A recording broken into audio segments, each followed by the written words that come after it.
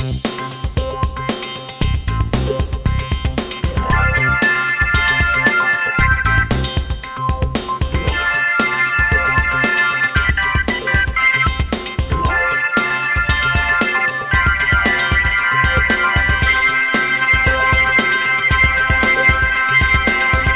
back to another video. My name is Kyle and I suck at budgeting.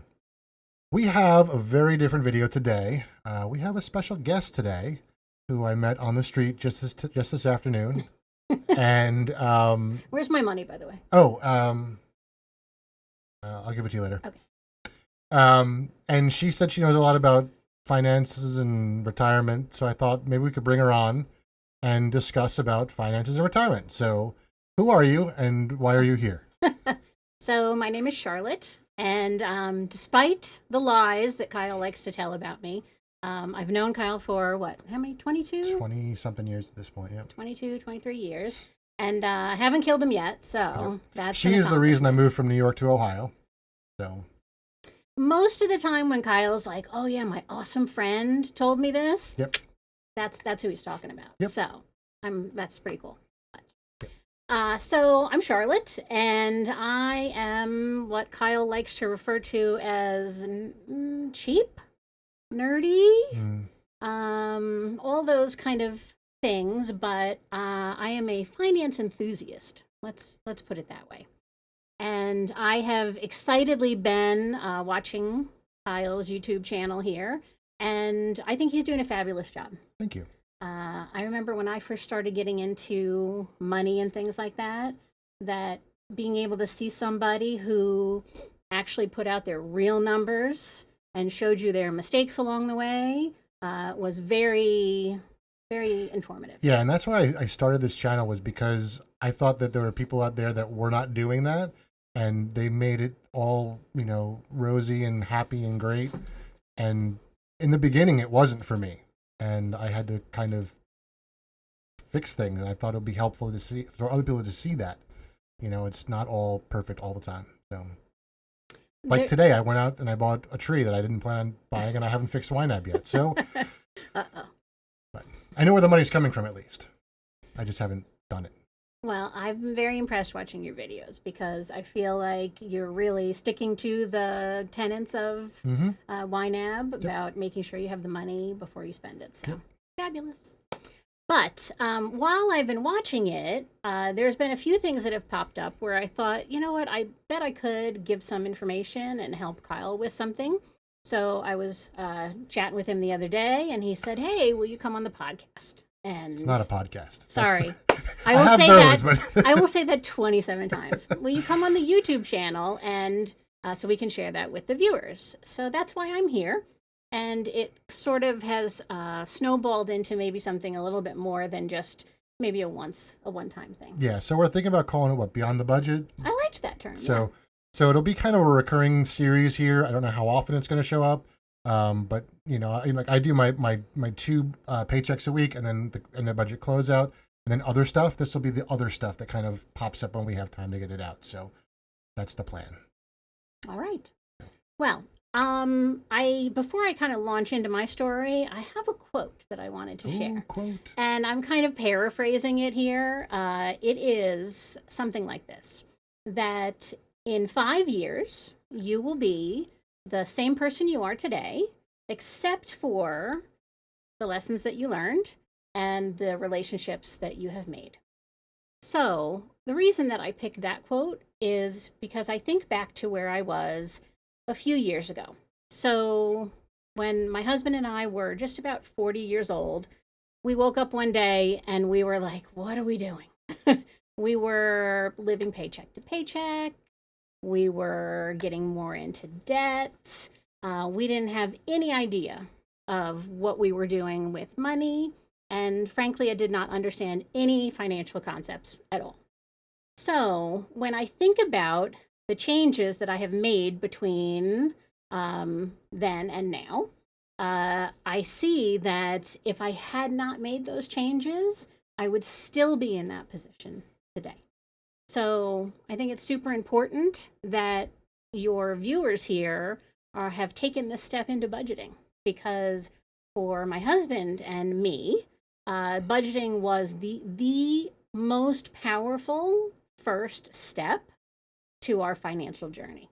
Because before then, we had no idea what we were spending and what we were spending it on. So, so that's a little bit about that. Now, I wrote notes because I forget. Were you going to say something? I was going to say, just to give you an idea, when I first started this on YNAB, my my paycheck budgets, I'd have like $200 left, and now I've got $7,000 in my account. I don't even know how it got there, but because I'm doing all the YNAB stuff, it works. Amazing. So, yeah, we experienced something pretty similar to that. Yep. And I also think that the important thing for people to understand, and I've covered this a few times, it's not about, for me at least, it's not about being frugal and not doing what I want to do. It's more about being able to prioritize what I want to do and put the money towards my priorities. And if you watch my end of month closeouts, you'll see that's what I do. I look at my priorities. Does my money reflect those priorities? And then if it does, great. And if it doesn't, I change it. So that's a good point. Do you feel most of the time that you are being unnecessarily constrained by your budget? Not at all. That's like a huge misunderstanding. A lot of people think budget and like, oh, I'm not going to be able to spend any money. I'm not going to be able to do what I want. But what we found was kind of just the opposite, that it allowed us to prioritize the things that we really did care about. Right. Like this keyboard over here, this would have never happened if I didn't have priorities. Because I would just squander the money on other stuff, because this costs a lot of money. And it finally came, and, it didn't take that long. And I did it while going through surgery and preparing for surgery. So you can do it. Amazing. So in those 15 years, I have really spent a ton of time learning about finance, reading things, watching YouTube videos, listening to podcasts, because like I said at the beginning, I was completely clueless. I had no idea. So in those 15 years, I have learned quite a bit. And what we're kind of thinking here is all the things that people need to know about finances and about retirement planning, besides just the budget. Even though the budget is a really pivotal piece to it, there's so many other parts of it that most adults out there do not know. So that's kind of what we're thinking about doing. But in the meantime, I have retired. My husband and I retired early. Back when I was 40, if you had told me that I would be able to retire early, it was not even a dream. I thought I was going to be working till I was 65, 70, whatever.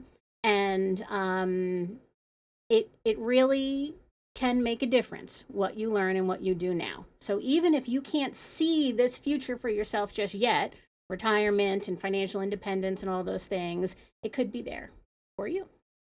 So before I retired, I was a teacher, and I feel that I have a very good way of helping people understand financial concepts that are difficult. In my retirement, I do that kind of for fun. I meet with people and teach them about their finances at every level. And I also do volunteer and do taxes. So that's pretty exciting. But I work with people of all ages. So everybody from like young adults to elderly people. I work with people who have barely scraping by. And then I work with people who have millions. But I am not a financial advisor. I have no credentials. I am just self-taught. And I consider myself a financial literacy educator. So please, this is not financial advice. Don't take it that way. Okay? Sounds good. All right, let's see what else I have on the list here.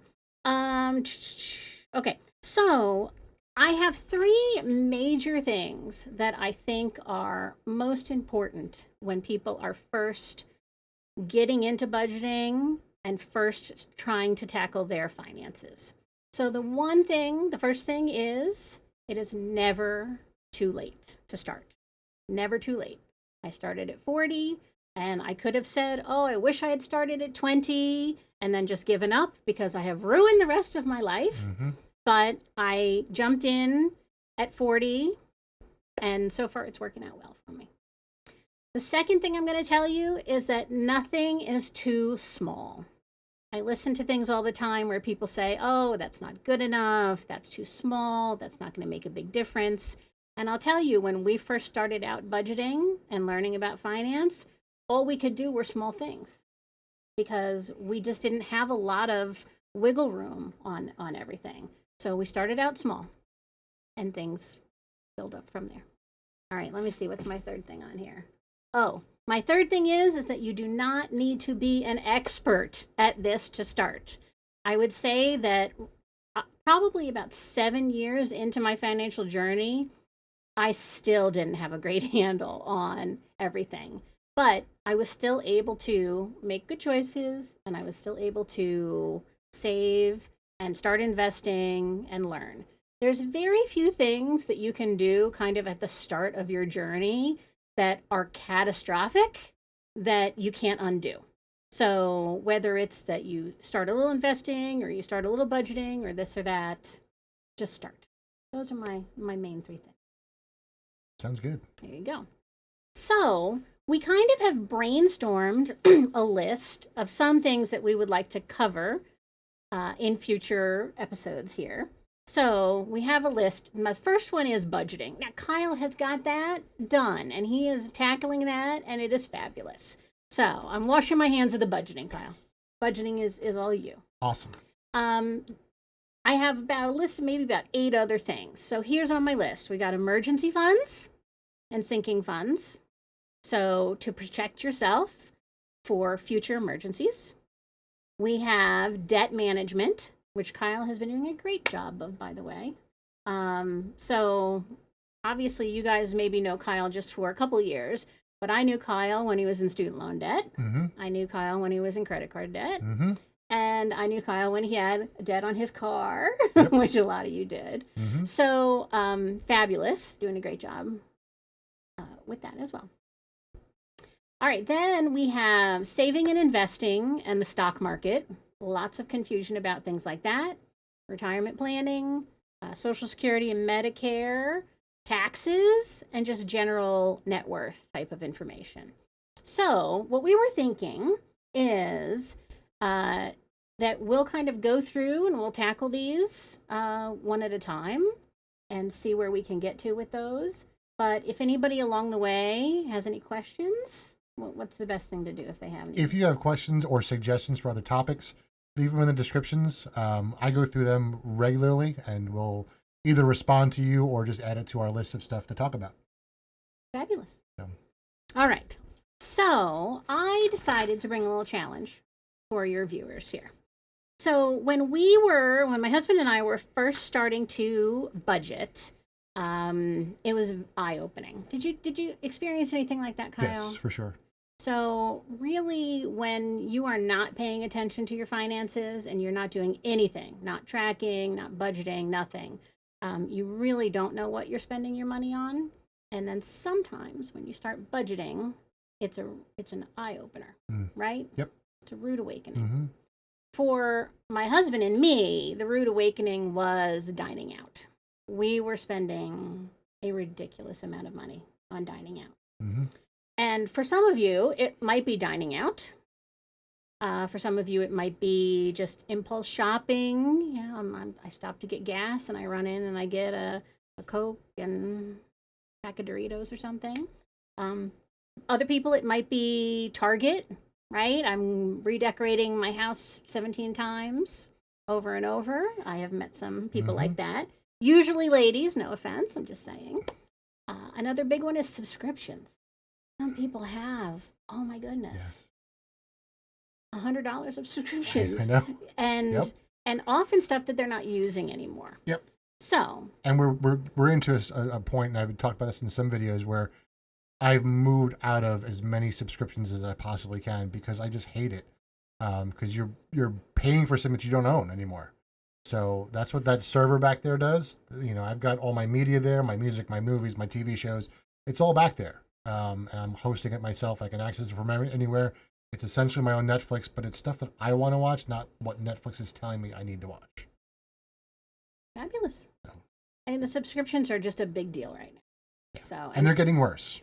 Oh, yes. And they hook you in. And Mm-hmm. then, especially if people are not budgeting and not thinking about their finances, they don't even know sometimes. Maybe months will go by and they'll say, oh my goodness, I've been paying for this subscription, right? Mm-hmm. For the last couple of months. Yep. And whether that's subscriptions with TV or cable or whether it's apps on your phone, there's a lot of potential waste there. Yep. So, the very first thing that we did when we were starting our financial journey was we found an area of waste in our budget and we reallocated that money to other priorities. Mm-hmm. So for us, it was dining out. And I was so over being strapped for cash that we just went nuclear and we went to zero with our dining out. Now, that was a little bit of a challenge at the beginning because we had been eating out a lot. But you know, when you get to the point where you're not even kind of like enjoying it anymore, Mm-hmm. where Just becomes a habit. Yes. Yep.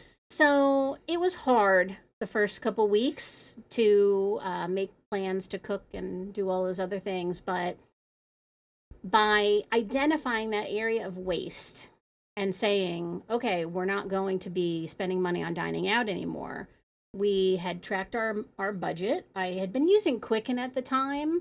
I didn't know about YNAB then. I am a YNAB user now. Been using it for about, I think, 5 or 6 years. And by far the best budgeting software that I've ever used. Mm-hmm. But I at least had the benefit of having had information in Quicken. So at least it had been, I could go back and look at the data. But we took that money that we were not spending on dining out anymore, and we put it to our first priority, which was saving for a small emergency fund and paying off debt. But you guys don't even have to decide yet what you're going to do with it. Even if you can just kind of squirrel it away into another line in the budget that you just won't spend. Because that will be maybe the easiest way for you to start making some big strides on your financial journey is to kind of find something to cut out that isn't really going to hugely change your quality of life. You know, we talked about that you don't feel constrained about your budget. Nope, not at all. And even when we cut dining out of our budget, I didn't really feel constrained about that because I still had all the important things in my budget.